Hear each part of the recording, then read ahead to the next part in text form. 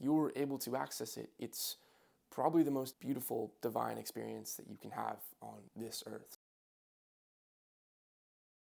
So according to the Cambridge Dictionary, this is how we define genius. Quote, very great and rare natural ability or skill, especially in a particular area such as science or art. End quote. So this is the Cambridge Dictionary. This is an accepted definition. This is our sort of standardized convention in language.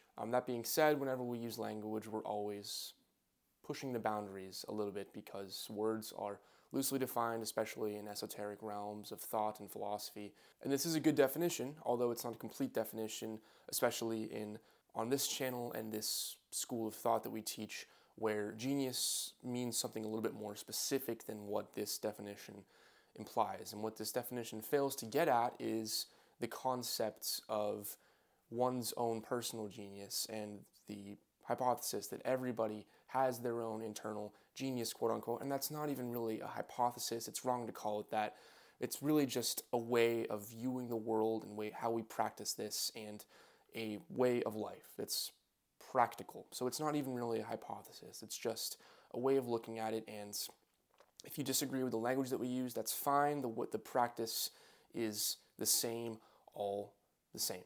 If we actually look at the etymological origin of the word genius, here is what we find. This is from a website specifically devoted to studying etymology of words. The website is etymonline, which is etymonline.com. Genius. Quote, late 14th century, tutelary or moral spirit who guides and governs an individual's life, from Latin genius, quote, guardian, deity or spirit which watches over each person from birth, spirit, incarnation, wit, talent, end quote.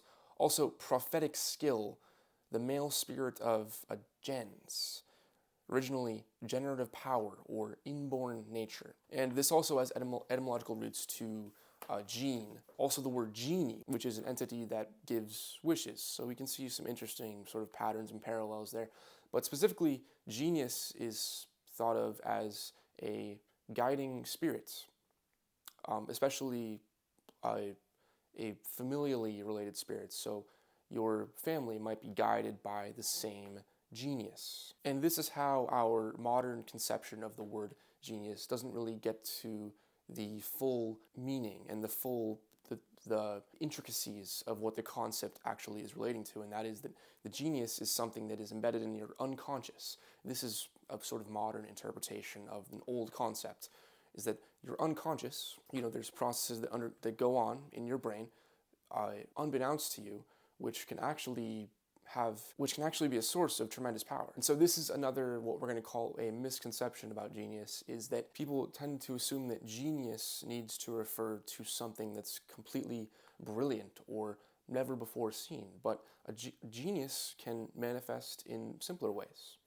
Novel solutions to very simple problems can be considered genius if it's coming from the same place that's so-called strokes of brilliance come to, say, Einstein. When he was rowing on the lake, he had a sudden wave of inspiration hit him, and that was his stroke of genius, which I believe gave him the theory of general relativity. There was some big revelation that he had while he was rowing on the lake. And this, while it is brilliant, yes, it's genius, but not because it's brilliant. It's genius because it's something that came to him outside of his intellect, sort of. It kind of just appeared before him, like a vision, almost. And these novel solutions come to us through our genius. And we don't take a supernatural interpretation there. We do not assume that there's some spirit up there that's guiding us. Rather, we assume the simplest possible explanation, which is that there is something inside of us which we don't really fully understand. We don't know exactly how it works, but we know that we can tap into it if we take certain measures and we practice accordingly. We can tap into that thing which we don't understand, but for lack of a better word, we call it genius. This is why oftentimes it appears that people who are very good at something, they can make it look so easy. They can make it look effortless, because to them it actually is effortless. They're not exerting control. They're not using their intellect to figure out exactly, like take Mozart, for example. When a pianist is improvising and they're making it look so easy and they're making these beautiful chords that just, they're dancing across the keyboard, and it's just incredible. They're not thinking logically about, oh, this chord needs to happen and then that makes sense to go here, and then it's like, oh, this arpeggio. It's not a conscious process, it's unconscious.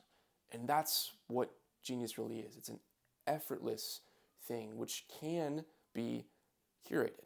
And it can be curated through very specific practices which are embedded via certain principles.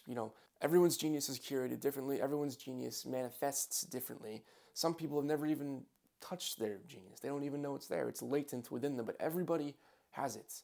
And it can be curated, it can be conjured, but there's very specific practices and limitations. But it exists. Nobody's special. Nobody is just given the powers of God and just has access to their genius because they're special.